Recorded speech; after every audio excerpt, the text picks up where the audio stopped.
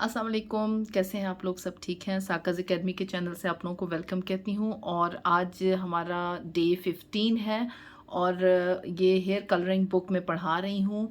जो लोग इस चैनल पे आने वाले नए हैं और पहली दफ़ा इस वीडियो को देख रहे हैं, उनके लिए मैं एक दफ़ा थोड़ा सा बता दूँ कि ये हेयर कलरिंग बुक है मेरी, जो कि मैंने लिखी है, उर्दू ज़बान में लिखी हुई है और ये एक कंप्लीट किताब है। अच्छा, इसके हवाले से मैं आप लोगों को एक चीज़ और बता दूँ।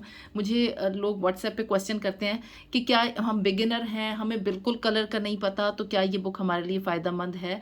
तो मैंने आपको ये पहले भी बताया था कि ये जो हेयर कलरिंग का सीखने के लिए जो बिल्कुल बेसिक, जब आप ब्यूटिशियन का कोर्स कर रहे होते हैं, तो ये मैंने इस तरीके से किताब डिज़ाइन की है कि जो अगर इसको कोर्स की किताब के तौर पे पढ़ाना चाहें, ब्यूटी स्कूल्स हो गए या ब्यूटी एकेडमीज़ हो गई या हेयर ड्रेसिंग स्कूल्स हो गए, तो वो इसको रख सकते हैं, अपने सिलेबस में रख सकते हैं, क्योंकि इसमें बिल्कुल बेसिक से स्टार्ट करके फिर आगे फार्मूलाज, इसमें हेयर कलरिंग के फार्मूलाज भी आएंगे, आपको टेक्निक्स भी बताई जाएंगी और बहुत सारी जो प्रॉब्लम्स हैं कि जो आप, वो लोग जो कि ऑलरेडी ब्यूटिशियन की फील्ड में हैं और उसमें वो अपने सैलून्स रन कर रही हैं, उनको किस किस किस्म के प्रॉब्लम्स का सामना करना पड़ता है, वो भी इसमें आगे जाके अगले चैप्टर्स में जाके डिस्कस होगा। तो वो तमाम चीज़ें जो अगर कोई बिगिनर इसको लेना चाहता है या कोई ब्यूटिशियन इसको लेना चाहती है, जो कि ऑलरेडी सैलून रन कर रही है और अपना काम कर रही है, वो ये किताब दोनों के लिए फ़ायदेमंद है। ये डिज़ाइन ही इस तरीके से की गई है। तो आज हमारा चैप्टर 3 का टॉपिक हम लोग पढ़ रहे थे, हेयर कलरिंग की मुख्तलिफ अक़साम। तो आज का जो मेरा, हमने जो डे 14 था, कल हम लोगों ने मैं क्लास नहीं ली क्योंकि हमारी व्हाट्सएप के ऊपर क्लास थी और व्हाट्सएप में मैंने जो क्वेश्चन आंसर्स थे, सवाल जवाब जो थे, वो हम लोगों ने चैप्टर 2 के सवाल जवाब हमने कंप्लीट किए। और जो लोग अगर मेरे व्हाट्सएप ग्रुप में शामिल होना चाहते हैं, उनके लिए ज़रूरी है कि वो ये बुक बाय करें, क्योंकि मैं ये किताब पढ़ाती हूँ। फिर उसमें से जो प्रॉब्लम्स होती हैं, वो आप लोग, अगर आपको नहीं कोई चीज़ समझ आती, तो आप व्हाट्सएप के ग्रुप में पूछ सकते हैं। तो व्हाट्सएप के ग्रुप में शामिल होने का मैंने आपको बता दिया हुआ है कि आप लोगों को किताब परचेज़ करनी पड़ेगी। अच्छा, अब हम चलते हैं हमारे अपने टॉपिक की तरफ। आज हमारा ये टॉपिक है ट्रेडिशनल सेमी परमानेंट कलर्स। मैंने पिछला ये पढ़ा दिया था। आज पेज नंबर 51 और ट्रेडिशनल सेमी परमानेंट कलर्स के बारे में बात करूंगी। इस किस्म के सेमी परमानेंट कलर बालों के क्यूटिकल पर एक तह बिठा देते हैं और थोड़े से मॉलिक्यूल कॉर्टेक्स तक भी पहुंच जाते हैं। जब तक ये कलर्स मार्केट में आए थे तो वीकली शैम्पू के तौर पर इस्तेमाल किए जाते थे, लेकिन आहिस्ता आहिस्ता डेली शैम्पू के लिए भी इस्तेमाल होने लगे और फिर इन कलर्स को ज़्यादा देर तक बालों में रहने के लिए रीफार्मुलेट किया गया। तो ये ट्रेडिशनल सेमी परमानेंट कलर्स के बारे में है। लेकिन चूंकि पाकिस्तान में सेमी परमानेंट कलर्स जो हैं, ये सेमी कलर्स जो हैं, ये इतने आम नहीं है, पसंद नहीं किए जाते, क्योंकि इनकी स्टे लॉन्ग लास्टिंग नहीं है और पानी कुछ इस किस्म का है कि वो अब जब सर्द होते हैं तो बालों में से कलर बहुत जल्दी निकल जाता है। इस वजह से ये कंपनीज ये वाले सेमी परमानेंट कलर्स को लॉन्च नहीं करती हैं। कंपनियां बनाती हैं, लेकिन पाकिस्तान की मार्केट के हिसाब से ये इतने फेवरेट नहीं है और लोग इसको परचेज़ नहीं करते, कम इसके ऊपर फोकस किया जाता है। अब आते हैं एक्टिवेटेड सेमी परमानेंट कलर्स। ये कौन से कलर्स होते हैं? बहुत से सेमी परमानेंट कलर्स को केमिकल एक्टिवेटर के साथ मिक्स किया जाता है, जो कि मैन्युफैक्चरर मुहैया करते हैं कलर्स के साथ, और इस एक्टिवेटर की बदौलत कलर का रिजल्ट देर पा होता है। जब हम एक्टिवेटर को इस्तेमाल करते हैं, कलर का मॉलिक्यूल बालों के क्यूटिकल में ट्रैप हो जाता है। यानी वो भी ये नहीं होता कि कॉर्टेक्स तक जाके और कलर को, यानी परमानेंट कलर्स वाला काम नहीं करता, होता वो क्यूटिकल में ही है, लेकिन ट्रैप हो जाता है। एक्टिवेटेड सेमी परमानेंट कलर सफ़ेद बालों को नेचुरल कलर के बालों के साथ ब्लेंड करने के लिए इस्तेमाल होते हैं। यानी एग्जैक्ट वो कलर तो नहीं आता, लेकिन ब्लेंडेड लुक दे सकते हैं। अगर किसी के 20-30% बाल सफ़ेद हैं तो वो सेमी कलर्स इस्तेमाल कर सकते हैं, और अगर बाल बहुत ज़्यादा तादाद में सफ़ेद नहीं हैं तो भी कलर करने के लिए इस्तेमाल किए जाते हैं। इन कलर्स की इफादियत का इन्हिसार बालों की पोरोसिटी पर होता है। इसके अलावा ये कलर्स पहले से ब्लीच्ड बालों या हाइलाइटेड बालों की ग्लॉसिंग के लिए भी इस्तेमाल होते हैं। रिबॉन्डिंग, पर्मिंग या हाइलाइट्स के बाद बालों में चमक के लिए भी इन कलर्स को इस्तेमाल किया जाता है। चूंकि इन कलर्स में अमोनिया या हाइड्रोजन पेरोक्साइड शामिल नहीं होता है, इसलिए ये बालों पर रिबॉन्डिंग, पर्मिंग और हाईलाइट के बाद इस्तेमाल के लिए ज़्यादा महफूज तरीका है। और इन केमिकल के दौरान केमिकल के अमल के दौरान बालों के क्यूटिकल खुले होते हैं, इसलिए कलर आसानी से कॉर्टेक्स तक पहुंच जाता है और बाल मजीद डैमेज भी नहीं हो पाते। ठीक है, तो ये इसलिए सॉरी मेरी गला इसलिए ये ज़्यादा फ़ायदेमंद होते हैं रिबॉन्डिंग, पर्मिंग या हाइलाइट्स के बाद अगर इनको इस्तेमाल किया जाए। क्या आप जानते हैं इन कलर के साथ सिर्फ उसी ब्रांड का एक्टिवेटर इस्तेमाल करें जैसा कि कलर इस्तेमाल जिसका कलर इस्तेमाल किया जा रहा है, और इसको हाइड्रोजन पेरोक्साइड की जगह ना इस्तेमाल किया जाए। यानी जो एक्टिवेटर्स होते हैं सेमी परमानेंट कलर्स के, वो जिस ब्रांड का आप कलर यूज़ कर रहे हैं उसी के एक्टिवेटर्स आप इस्तेमाल करें, तो आपका रिजल्ट सही आएगा। अब आ जाता है ट्रांसलूसेंट सेमी परमानेंट कलर्स। ये कौन से कलर्स होते हैं? जैसा कि ये नाम से ही जाहिर है, ये बेरंग कलर्स होते हैं और सिर्फ बालों में चमक के लिए इस्तेमाल किए जाते हैं।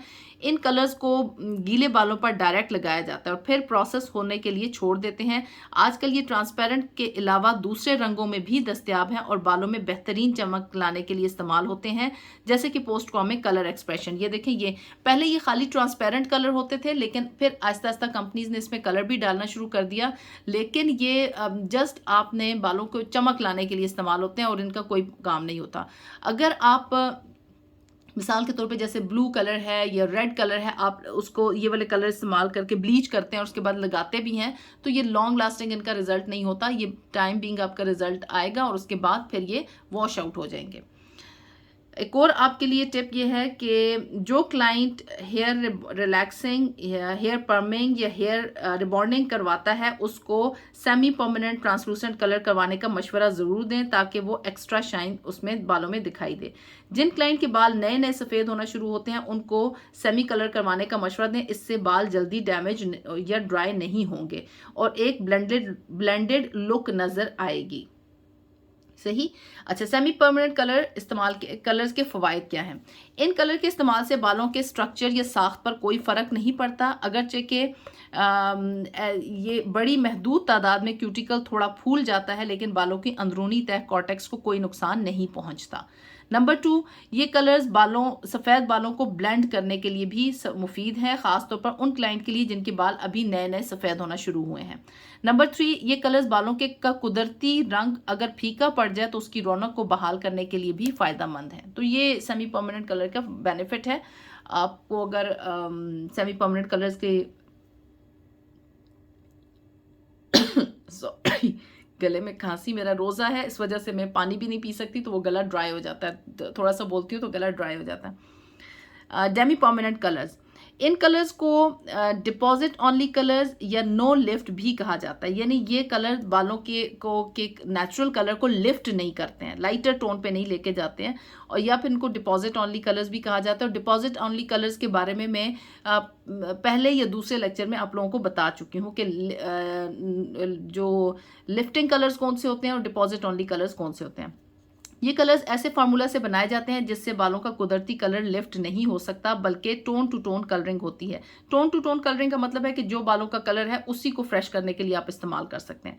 ये प्रोडक्ट्स कम एल्कलाइन होती हैं। इन कलर्स के अगर लाइट शेड करने हो तो पहले बालों को ब्लीच करना पड़ता है। इन कलर्स में अमोनिया की जगह कोई और एल्कलाइन एजेंट इस्तेमाल किए जाते हैं। इस तरह हाइड्रोजन पेरोक्साइड की जगह कोई ऑक्सीडाइजिंग एजेंट इस्तेमाल होते हैं। इन कलर्स को इस्तेमाल करने से पहले पैच टेस्ट ज़रूरी है। अच्छा, ये देखें कि ये बाल का स्ट्रक्चर है, ये डेमी परमानेंट कलर है, ये कॉर्टेक्स में एंटर होता है, कॉर्टेक्स के अंदर जाके ये वर्क करता है, लेकिन ये बालों के जो नेचुरल कलर है उसको लाइटर टोन पे नहीं लेके जाएगा। ठीक है, डेमी परमानेंट कलर्स को दर्जेल मकासद के लिए इस्तेमाल किया जा सकता है।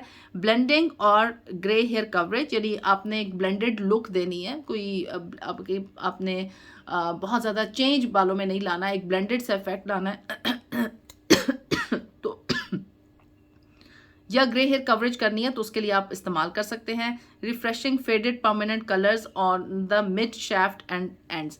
अब ऐसा होता है कि समटाइम्स आपने ना बालों को जैसे बालियाज किया है आपने, अब बालियाज यानी ब्लीच भी किया आपने, डाई भी किया, उसके बाद ऐसा होता है कि कलर फेड होना शुरू हो जाता है। तो बजाय इसके कि आप परमानेंट कलर इस्तेमाल करें, आप डेमी परमानेंट कलर इस्तेमाल करें, क्योंकि वो कम एल्कलाइन होते हैं और उनका पीएच लेवल भी लो होता है और वो बालों को इतना नुकसान नहीं देते और बालों को ड्राइनेस की तरफ नहीं लेके जाते। तो ये है कि आप अगर उसको रिफ्रेश करना चाहती हैं, जो भी आपने कलर किया हुआ था उसको वो अब थोड़ा फेडेड हो गया, उसको रिफ्रेश करना चाहती हैं, तो अब बेहतर है कि परमानेंट कलर के इस्तेमाल के बजाय डेमी परमानेंट कलर इस्तेमाल करें।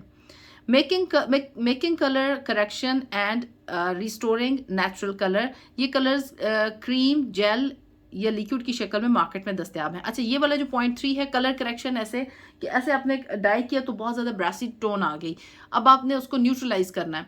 न्यूट्रलाइज करने के लिए आप डेमी कलर इस्तेमाल कर सकती हैं, क्योंकि वो उनका पीएच लेवल इतना हाई नहीं होता। फिर इसी तरीके से नेचुरल कलर को रिस्टोर करना, और नेचुरल कलर रिस्टोर यानी आपका बाल, जैसे मैंने सेमी कलर्स के हवाले से बताया था कि बाल बहुत फेड हो गए हैं, फीके हो गए हैं, और आप एक अपने बालों का नेचुरल कलर ही फ्रेश करना चाहती हैं, तो वो भी जैसे लोग मेहंदी लगा के तो फ्रेश करते हैं, इसी तरीके से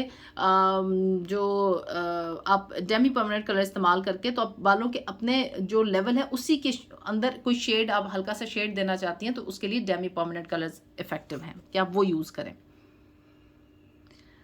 परमानेंट हेयर कलर्स, अब आ जाते हैं परमानेंट हेयर कलर्स, जो कि ज़्यादातर हमारे जो मार्केट है, India, Pakistan, Bangladesh, Dubai, middle east हो गया, सऊदी अरब हो गया, ये ज़्यादातर यहाँ पे ये वाले परमानेंट कलर्स इस्तेमाल होते हैं। ये कलर्स एक साथ दो काम कर सकते हैं, एक बालों को कलर करना और दूसरा बालों के कुदरती रंग को लिफ्ट करना, यानी लाइटर टोन पे भी लेके जाते हैं, क्योंकि ये ज़्यादा अल्कलाइन होते हैं डेमी परमानेंट कलर्स की निस्बत, और इनको स्ट्रॉन्ग डेवलपर्स के साथ मिक्स किया जाता है। ये कलर सफ़ेद बालों की कवरेज के लिए बहुत मौजूद हैं। इन कलर्स को इस्तेमाल करने से पहले पैच टेस्ट करना ज़रूरी है। बालों को हम मुस्तकिल कलर मुख्तलिफ तरीक़ों से कर सकते हैं, मिनरल डाइज़, वेजिटेबल डाइज़ या कंपाउंड डाइज़ के साथ। अब मिनरल डाइज़ क्या होती हैं कि जो कि जिनमें हमारे बहुत सारे जो ब्रांड्स हैं, जिसमें आपके पास कॉपर आ जाती है, या इस तरह के जो आपके कि जिनको हम मेटालिक डाइज़ कहते हैं ना, तो ये वो हो सकती हैं। वेजिटेबल डाइज़ में जैसे हमारी मेहंदी वगैरह होगी, क्योंकि वो भी परमानेंट में आती है, आप बालों पे एक दफ़ा लगा दें तो वो उतरती नहीं है। परमानेंट डाइज़ का मतलब ये कि एक दफ़ा आपने बालों पे कलर लगाया और वो नहीं उतरेगा, वो आप जब तक बाल कटेगा नहीं वो नहीं उतरेगा। आपका नया बाल जो निकलेगा वो तो फ्रेश होगा, नेचुरल हेयर होगा, लेकिन जो पहले से उन पे आपने कलर लगाया हो तो वो जो नहीं उतरता, चाहे वो मेटालिक डाई है, वेजिटेबल डाई में आ जाती है हमारी मेहंदी वगैरह, और कंपाउंड डाइज जो हम लोग ये इस्तेमाल करते हैं, जो सिंथेटिक डाइज भी जिन्हें हम कहते हैं, इनको ये जो है इनके साथ ये हमारे परमानेंट डाइज में आ जाते हैं। अब परमानेंट डाई के यहाँ पे देखें बाल के ऊपर किस तरह कि ये कॉर्टेक्स क्यूटिकल में नहीं जाता, ये सारा कलर जो होता है ये कॉर्टेक्स के अंदर जाता है। ये आपकी बुक के सामने होगा, ये परमानेंट कलर, भी आपके बालों के नेचुरल कलर को लिफ्ट भी करता है, यानी लाइटर टोन पे भी लेके जाता है। ये सारे तरीके नॉन प्रोफेशनल हैं और बालों के लिए नुकसानदेह हैं। कंपाउंड डाइज कोल तार से बनते हैं। कोल तार यानी ये जो तारकोल जिसे हम कहते हैं, ये उससे बनते हैं। कोल तार बनने के अमल के दौरान जो बाय प्रोडक्ट, यानी जब ये बनता है तो एक बाय प्रोडक्ट, एक पीछे एक आप ऐसे ले लेना कि जैसे आप गन्ना जब उसको में डालते हैं तो गन्ने का जूस निकालते हैं तो पीछे फूक सी जो बच जाती है वो बाय प्रोडक्ट है। तो वो जो बाय प्रोडक्ट निकलती है ना, तो वो इसी तरीके से जो कोलतार बनाने के अमल के दौरान जो बाय प्रोडक्ट निकलती है उससे ये कलर्स जो है ना ये बनाए जाते हैं। परमानेंट कलर्स बहुत सी फॉर्म्स में दस्तयाब हैं, क्रीम्स, जेल्स, लिक्विड शक्ल में, और इन कलर्स को डेवलपिंग एजेंट के साथ मिक्स करके अपना मतलूबा नताइज हासिल किए जाते हैं। इनमें सबसे आम एजेंट हाइड्रोजन पेरोक्साइड है, यानी जो वो कलर्स जो कि हाइड्रोजन पेरोक्साइड के साथ मिक्स करके इस्तेमाल किए जाते हैं वो कंपाउंड डाइज हैं, या हम उनको सिंथेटिक डाइज भी कहते हैं। जब कलर को डेवलपर के साथ मिक्स किया जाता है और बालों पर लगाते हैं तो मुख्तलिफ कीमियाई अमल वक़्क़ू पजीर होते हैं। सबसे पहले कलर की एल्कलिनिटी बालों के क्यूटिकल्स को खोलती है और कलर को बाल के अंदर पेनेट्रेट होने में मदद करती है। यानी जो अल्कलाइन जो बालों की जो अल्कलिनिटी होती है, ये पीएच लेवल जो हाई होता है उसकी वजह से क्यूटिकल्स ओपन होते हैं। जो कलर के अंदर अल्कलाइन एजेंट्स होते हैं वो उसके क्यूटिकल्स को ओपन करते हैं और कलर के अंदर बालों का जो कलर का जो पिगमेंट होता है वो बाल के अंदर चला जाता है, ठीक है। और उसके बाद हाइड्रोजन पेरोक्साइड बाल के अंदर जाकर नेचुरल पिगमेंट के साथ काम करता है। फिर अब क्या होता है कि जो हाइड्रोजन पेरोक्साइड है ये बाल के अंदर जाता है और नेचुरल जो बालों का अपना कुदरती रंग है उसके साथ काम करता है और ऑक्सीडेशन का अमल होता है, ठीक है। ये मैं ऑक्सीडेशन का प्रोसेस मेरा ख्याल है पीछे भी हमने पढ़ा है, आगे फिर आएगा, वो हम इसको एक दफ़ा फिर पढ़ेंगे तो आपको ज़्यादा अच्छे से समझ आ जाएगी। जब कीमियाई अमल मुकम्मल हो जाता है सॉरी, इसमें बाल के नेचुरल कलर को एक हद तक लाइटर किया जा सकता है। याद रखें कि हेयर डाई के साथ हम एक हद तक बालों के कलर को लाइट कर सकते हैं, ब्लीच वाला काम हेयर कलर्स नहीं करते हैं। जब किमियाई अमल मुकम्मल हो जाता है तो बालों में मौजूद फालतू कलर को वॉश किया जाता है और फिर बालों को कंडीशनर लगाकर पिगमेंट को सील कर दिया जाता है और बालों के क्यूटिकल्स भी बंद हो जाते हैं। तो ये बात एक और याद रखिए कि कलर डाई लगाने के बाद जब आप बालों को धोते हैं, डाई निकालते हैं, उसके बाद बालों को शैम्पू और कंडीशनर या मास्क लगाना बहुत ज़रूरी है ताकि कलर, उसके अंदर कलर का पिगमेंट जो है वो सील हो जाए। ये बहुत इंपॉर्टेंट चीज़ है और इसको आप ये अगर आप ऐसे नहीं करेंगे तो बालों के क्यूटिकल्स ओपन रह जाएंगे और बालों का उसमें से जो पिगमेंट जो आपने बालों के कॉर्टेक्स तक पहुंचाया है वो इजीली स्लिप हो जाएगा क्योंकि क्यूटिकल्स ओपन हुए हुए होंगे। तो ये बात आपने, मुझसे अक्सर लोग पूछते हैं कि कलर स्टे नहीं करता, उसकी वजह ये कि आपके बाल बहुत ज़्यादा ड्राई हैं और ड्राई होने की वजह से वो आपके उनके बालों के क्यूटिकल्स ओपन हैं और वो लॉन्ग स्टे नहीं कर सकते।